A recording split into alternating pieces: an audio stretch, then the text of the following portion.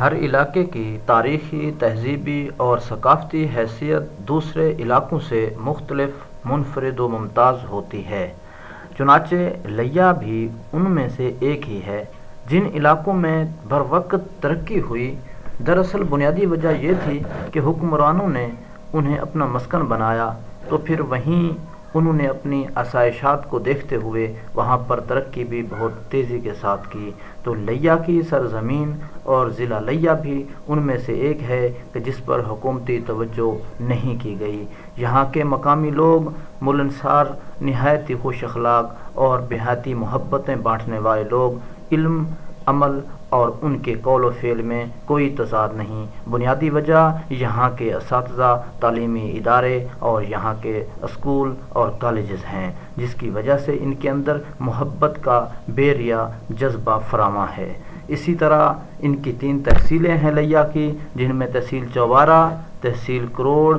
اور تحصیل لیا شامل ہے۔ تو اسی لیے یہاں کی تہذیب و ثقافت جو ہے اس کی اپنی ہے اور یہ کسی سے مستعار نہیں ہے۔ تحصیل کروڑ کو دیکھ لیجئے، وہاں کے لوگ بھی وہی محبتیں بانٹنے والے، اور ہم دیکھتے ہیں شہری اور دیہاتی آبادی میں ان میں سے صرف اور صرف سہولیات کا فرق ہے، لیکن ان کے دلوں میں کوئی فرق نہیں ہے۔ تو دیہات کے رہنے والے جو لوگ ہیں، جو دریائے سندھ کے اس پار رہتے ہیں، ان کو شہروں کی طرف آنے کے لیے ذرائع آمد و رفت جو ہے وہ کشتی کا سہارا لینا پڑتا ہے، لیکن الحمدللہ اب لیا تونسا پل کی تعمیر سے ان کا یہ دیرینہ خواب جو تھا وہ حقیقت میں بدل چکا ہے۔ اب ان کے لیے یہ مسائل نہیں رہیں گے، اور امید کریں گے کہ لیا بھی جلد ترقی کرے گا۔ اور مشرق کی طرف دیکھا جائے تو لیا کے بالکل مشرق میں جھنگ ہے، ضلع جھنگ جو ہے یہ بھی ہیر اور رانجھا کے قصے اور داستانوں سے کی وجہ سے مشہور ہے۔ اسی طرح ڈیرہ غازی خان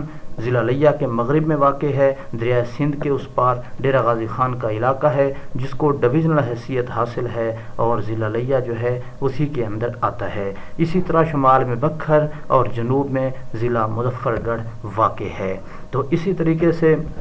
ہم دیکھتے ہیں کہ یہاں پر لیا کے اندر لوگوں نے علم کی پھیلانے کے لیے اور علم جو کچھ پھیلایا اس پر عمل بھی کیا اور اسے محفوظ بھی رکھا۔ تو چنانچہ حکیم میاں الہی بخش لکھی سرائی، ان کی خدمات آب زر سے لکھنے کے لائق ہیں کہ انہوں نے باقاعدہ طور پر یہ اہتمام کیا کہ جتنے بھی قلمی نسخے ان کے ہاتھ آئے، جتنی بھی چیزیں انہوں نے دیکھیں، اور انہوں نے اس کو خریدنے میں کوئی بھی دقیقہ فرگزاشت نہیں کیا، اور انہوں نے آنے والی نسل کے لیے یہ چیزیں سنبھالی ہیں۔ اسی طرح ٹکٹیں دیکھ لیں، پاکستان سے قبل، پاکستان بننے کے بعد اور آج تک جتنا بھی ہیں وہ بھی ان کے عجائب گھر میں موجود ہے۔ اسی طرح اسی میوزیم کی زینت بنے ہوئے ہیں آرمی ملٹری ایوارڈ جتنے بھی ملتے رہے، وہ بھی ان کے عجائب گھر کی زینت ہیں۔ ہاتھی دانت کے بنے ہوئے چیزیں جن میں دیکھتے ہیں کہ یہ نوادرات آثار قدیم کے سکے، مورتیاں، ربڑ کی مہریں اور سکندر اعظم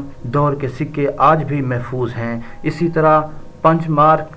سورج منسی مندر کے سکے جو کاٹ کر بنائے گئے تھے، جس کے ایک طرف چمکتا ہوا سورج نمایاں ہے، یہ بھی اس کی زینت ہیں۔ جب بھی اگر کھدائی کا کام کیا جائے، پلمبرنگ کا کام لیا میں ہو، اور یہاں سے نکلنے والی ربڑ کی اشیاء، پیتل کی اشیاء، لوہے کی اشیاء اس بات پر دلالت کرتی ہیں کہ یہاں پر بھی ایک قوم آباد تھی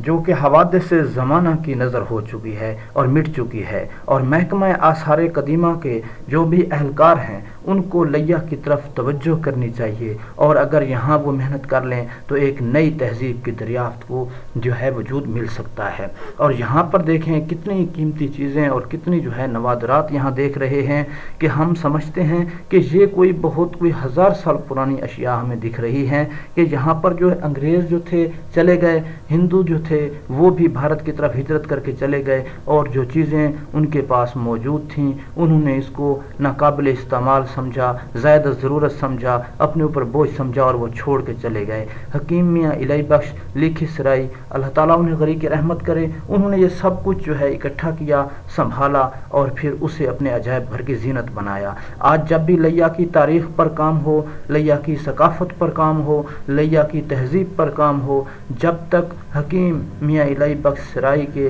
عجائب گھر کا ذکر نہ آئے، اس کا وزٹ نہ کیا جائے، اور یہاں یہ دیکھیں تو ہمارے پاس کبھی بھی تاریخی تہذیبی ثقافتی حوالہ مکمل نہیں ہو سکتا۔ اور ہاتھی دانت کی بنی ہوئی اشیاء، قدیم زمانے کے سکے، جتنے بھی بادشاہ گزرے ہیں انہوں نے اپنے دور میں سکے جو چلائے، اور یہاں پر جو ہے جتنی بھی تبدیلیاں ہوتی رہیں یہ اپنے پاس محفوظ رکھتے رہے۔ تو اہل لیا کو یہ اعزاز حاصل ہے کہ یہ اپنے تہذیبی اور ثقافتی ورثے کو ہمیشہ محفوظ رکھتے ہیں، کبھی بھی اس سے روگردانی نہیں کرتے۔ تو یہ جتنی بھی تاریخ جو ہے لکھی جا رہی ہے اور لکھی جائے گی، اور پڑھنے اور لکھنے والے اساتذہ ان کے لیے یہ ایک نادر موقع ہے کہ وہ یہاں مزید تحقیق کریں اور دیکھیں کہ کتنے پرانی اشیاء یہاں پر موجود ہیں اور اس کی قدامت کیا ہے اور اس کا جو ہے پس منظر کیا ہے۔ تو یہاں پر لیا جو ہے انشاءاللہ مجھے یقین ہے کہ ایک نہ ایک دن ضرور ایک کا نام پیدا کرے گا، تاریخی حوالے سے بھی، ادبی حوالے سے بھی، علمی حوالے سے بھی، ہر لحاظ سے یہ مردم خیز ثابت ہوگا۔ تو یہ اہل علم، اہل قلم اور اہل خرد لوگوں کا شہر ہے، اور یہ محبتیں بانٹنے والوں کا شہر ہے۔ یہ اپنے اور اپنی روایات کو پامال نہیں ہونے دیتا، اور یہ سلسلہ جاری رہے گا انشاءاللہ۔